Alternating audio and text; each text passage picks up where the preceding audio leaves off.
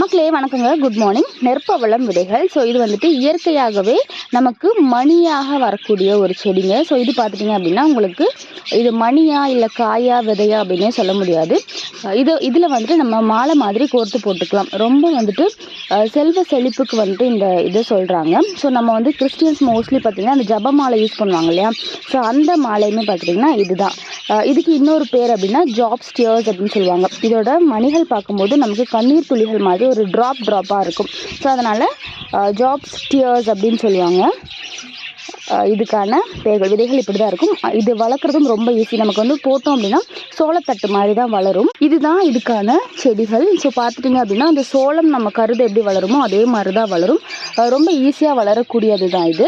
ஆனால் இந்த விதைகளோட germination rate அப்படின்னா 10 விதைகளுக்கு 4லேருந்து 5 விதைகள் மட்டும்தான் முளைக்கும். அது மட்டும் இல்லாமல் இப்போ நம்ம விதைக்கிறோம் அப்படின்னா உங்களுக்கு குறைஞ்சபட்சம் 3